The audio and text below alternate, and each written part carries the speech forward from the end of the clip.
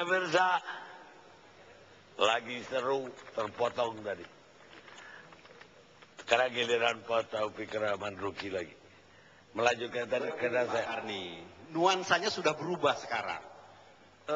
Atmosfernya udah berubah. Berubah ya? 10 tahun yang lalu ketika kita sama-sama menggebu-gebu memberantas korupsi, segala kewenangan diberikan kepada KPK.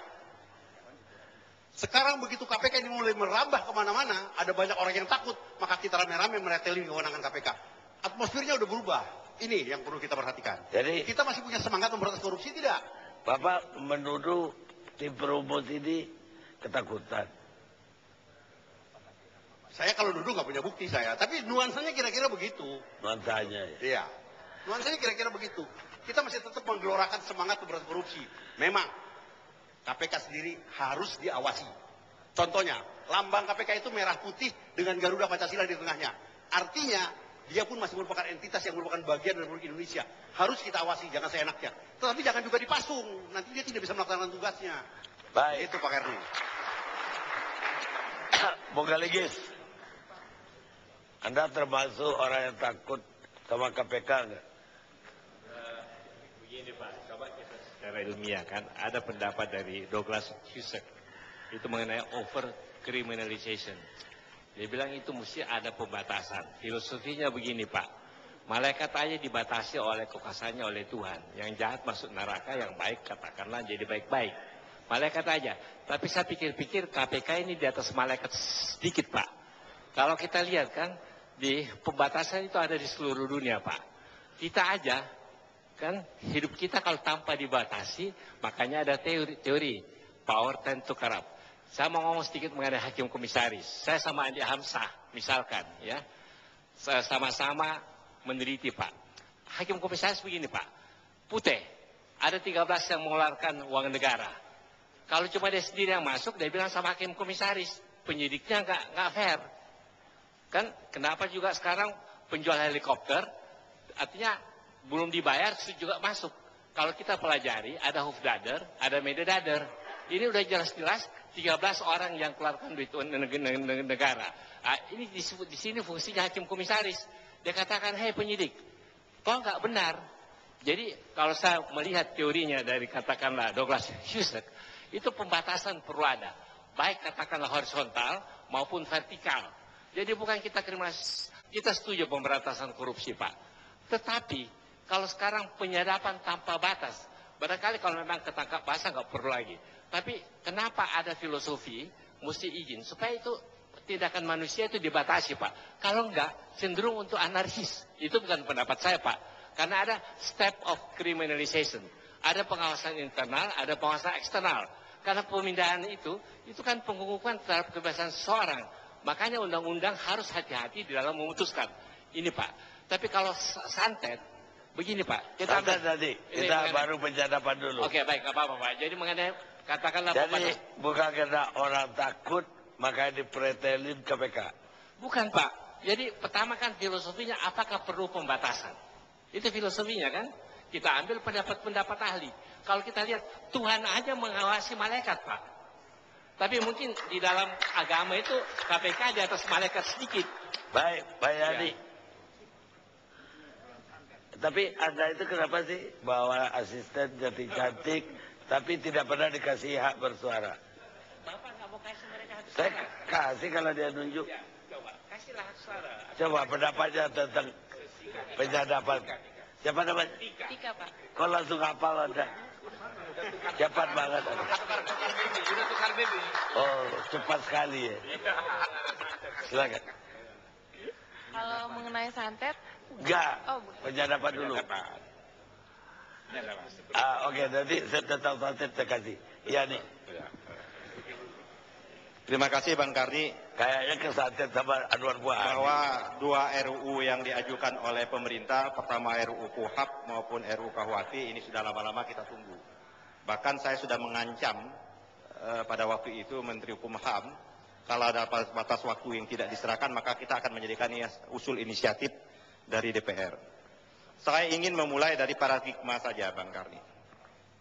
Bahwa hakikat kita merdeka, ini kemerdekaan kita itu adalah dalam rangka untuk mencerdaskan atau janji-janji kemerdekaan.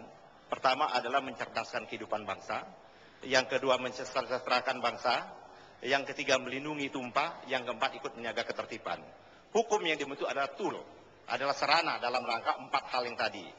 Nah, pertanyaan saya, sesungguhnya kalau kita melihat apakah dalam rangka kodifikasi penyusunan hukum ini dalam rangka 4 itu atau tidak? Sesungguhnya itu bisa dilacak di dalam naskah akademik yang ada. Saya ingin memulai saja. Gini, Bung Yani, saya pilih-pilih. Kita diskusinya tentang penyadapan ini. Jangan diborong semua. Tadi Pak Kaligis juga saya potong. Penyadapan itu pada prinsipnya adalah... Ada setuju dipotong atau ada setuju Pak Taufik Ramaruki? Enggak. Pada prinsipnya penyadapan itu ada pelanggaran yang paling fundamental dari hak asasi manusia. Perampasan hak asasi manusia itu ada berupa bentuk penyadapan. Oleh karena itu maka perlu yang namanya aturan tentang penyadapan itu. Bahkan saya sebenarnya mengusulkan ada undang-undang tersendiri tentang penyadapan itu. Kita ini terlalu banyak lembaga diberikan kewenangan untuk melakukan penyadapan. SOP-nya juga tidak jelas. Kalau KPK, tadi saya ingin membicarakan KPK. Sesungguhnya desain KPK ini sesungguhnya dalam rangka untuk men-trigger mekanisme kejaksaan dan kepolisian untuk mengungkap kasus-kasus yang lebih besar. Kalau mengungkap kasus-kasus korupsi dengan model-model penyadapan, saya selalu mengilustrasikan bagaikan polisi lalu lintas di bawah pohon. Tidak pidana yang seperti itu saja, maka yang disadap itu hakim mau menyogok fakta bukti 100 juta. Ketangkap lagi hakim, jaksa, fakta bukti 125 juta. Tapi kejahatan yang begitu luar biasa tidak bisa dibongkar tanpa dengan kasus penyadap. Contoh kasus Senturi. Bagaimana? Instrumen apa yang harus dilakukan oleh KPK dengan kasus Senturi? Kasus sumber daya alam kita. Saya melihat ini jangan-jangan ini ada agenda asing yang bermain dalam proses penegakan hukum kita ini sehingga kita lengah, sehingga KPK hanya menggerogoti hal-hal yang kecil, hal-hal yang besar menjadi lengah seperti itu. Kasus apa tidak ada kasus di pertambangan kita? Apakah tidak ada korupsi di kasus pertambangan kita? Apakah tidak ada kasus korupsi di perpajakan kita? Apakah tidak ada kasus korupsi di utang kita? Kalau model kerja yang dikasihkan otoritas hanya model penyadapan jadi andalan, saya kira itu model-model kerja yang konvensional seperti itu. Oleh karena ada benar. Kalau yang gede itu tidak perlu lewat telepon. Ya. Bagaimana dia membongkar kejahatan di bursa saham? Luar biasa kejahatan di bursa saham itu. Itulah yang seharusnya KPK lakukan. Karena kewenangannya begitu luar biasa yang tidak dipunyai oleh lembaga-lembaga lain. Baik, Pak Taufik Ramaruki, saya kasih udah 2 penangkap lagi terhadap Pak. Ada jawaban untuk Kaligis sama Yani? Kalau kita bicara tentang kewenangan luar biasa dari KPK, apanya sih yang luar biasa? Perlu saya jawab Pak Toki? Sebentar. Kasih kesempatan saya bicara Bapak anggota Dewan yang terhormat. Kewenangan yang diberikan kepada KPK itu tidak ada yang luar biasa. Semuanya di dalam sesuai dengan KUHAP. Nggak ada, nahan 20 hari tetap. Yang luar biasa itu semangat orang-orang yang ada di dalamnya. Itu. Karena kita tidak pernah diintervensi oleh atasan, oleh politik, oleh segala macam, maju terus. Ketika kita menangkap seseorang dari kelompok politik tertentu, mereka mengatakan kita dukung. Tapi begitu kita tangkap dari kelompok politiknya, mulai dikatakan tebang pilih loh. Ya begitu terus itu. Tapi jalan saja. Jadi kewenangan yang dimiliki KPK itu tidak ada yang luar biasa yang saya rasakan. Nggak ada yang luar biasa. Semuanya masih tetap secara prosedur dan diatur dalam hukum acara. Yang luar biasa itu adalah semangatnya. Kekompakannya itu yang mesti kita dukung. Kita mau menyelamatkan negeri ini enggak. Jangan terlalu bicara hal-hal yang di Hong Kong pun masih ada itu penyadapan. Penyadapan harus diawasi, iya. Supaya jangan setiap orang disadap. Tidak mustahil ada orang-orang yang iseng kemudian menyadap omongan-omongan yang tidak perlu. Perlu ada orang yang melakukan audit, perlu ada orang yang mengawasi jalannya penyidik itu. Silakan. Tapi jangan juga Saya kira gini, jawaban Pak Taufik ini kan tidak jangan menjawab juga dijadikan persoalan. untuk membuat dia terpasung. Karena kalau terpasung, kasihan Nggak. dari ini korupsi tambah merajalela nanti. Saya kira nggak substansi pokok persoalan kita. Pokok persoalan kita ini penyadapan mau diatur atau tidak. Yang kedua adalah jangan kalau kita soal ini seolah-olah kita ingin melemahkan KPK seolah-olah pro pemberantasan korupsi. sebagaimana Wamen Kumham. Itu kan menjadi tidak wajar menurut saya, agak kurang waras orang yang seperti itu. Ini draft yang dibuat oleh pemerintah. Ada Wamen mengatakan ini pelemahan KPK, berarti dia mengatakan bahwa pemerintah dalam hal ini presiden ingin melemahkan KPK. Itu Wamen seperti itu. Ya tapi jangan sampai kurang waras keluar. Lah, ini draft pemerintah, ini bukan masalah ini. Nanti berdebatlah kita pada waktu menyusun di DPR. Silakan kawan-kawan yang tidak setuju, mari kita berdebat di situ. Adu argumentasi. Nah, tapi kalau mempolitisir seolah-olah kalau kita ingin seperti ini orang pembela koruptor, orang ini tidak suka KPK kuat. Cara berpikir itu adalah cara berpikir picik seperti itu. Baik, Pak Muladi. Terima kasih. Saya khawatir kalau besok ada berita di koran, di ALC ini ada pertempuran antara pro dan Kontra. yang korupsi, pro dan kontra korupsi. Ya. Tapi saya kira pendapat itu tidak benar ya. Jadi saya teringat pada satu pendekatan sistem peradilan pidana. Ada yang disebut sebagai crime control model. Crime control model itu adalah suatu model sistem peradilan pidana yang membutuhkan kecepatan, efisiensi, efektivitas. Tapi pada akhirnya mendapatkan kritik yang berat di Amerika, muncul aliran baru yang due process model.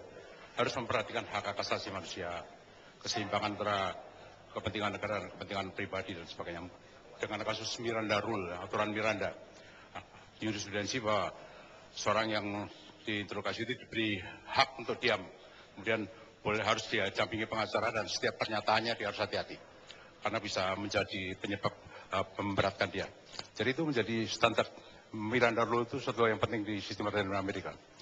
Jadi saya ingat waktu kita bicara tentang KPK, membentuk KPK ini dulu kita terlibat juga semuanya. Itu saya melihat ada suatu pendekatan yang disebut keadilan transisional, transitional justice. Kalau kita bicara transisi berarti banyak penyimpangan dan keistimewaan yang muncul. Contohnya tidak perlu ada SP3, tidak boleh SP3, kemudian juga penyadapan dan sebagainya ini. Ini suatu keadilan transisional. Nah sekarang saatnya kita mengkonsolidasikan, bukan menghapuskan kewenangan itu, tapi juga kita konsolidasikan. Ya. The right to privacy itu harus dihormati. Harus dihormati. Memang itu sebagai non-derogable rights, derogable rights itu bisa dibatasi. Tapi betul-betul ini harus ada balance antara crime control model yang cepat tadi dan efisien efektif dengan due process model. Jadi ini kalau tidak kita akan mewariskan yang namanya panic regulation, aturan yang dibuat dalam keadaan panik. Ini terjadi pada waktu setelah Orde Baru. Orde Baru selesai, kita panik memberantas korupsi dan sebagainya, lalu kita muncul KPK ini dengan keistimewaan-keistimewaannya. Panic regulation. Jadi saya setuju bahwa apa yang ada dalam bukunya ini, RU ini harus dianggap sebagai suatu standar. Principles yang harus ditaati. Nah kalau ada penyimpangan tadi sudah diberi jalan keluar oleh legal spesialis dan Pak Diamsa memberikan satu parameter yaitu harus ada bukti permulaan cukup. Jadi yang penting sekarang bagaimana membuat satu standar tentang penyadapan. Yang jelas standar penyadapan. Aturan tentang penyadapan dan standarnya bagaimana, kalau ada penyimpangan bagaimana. Harus jelas. Kalau tidak, akhirnya berkelahi seperti yang terjadi di forum ini. Jadi saya maksud ada ini dalam rangka membuat balance. Balance antara crime control model dan due process model. Dalam sistem peradilan pidana. Kita bicara sistem peradilan pidana, bukan hanya sekedar hukum acara saja. Baik, kita rehat sejenak.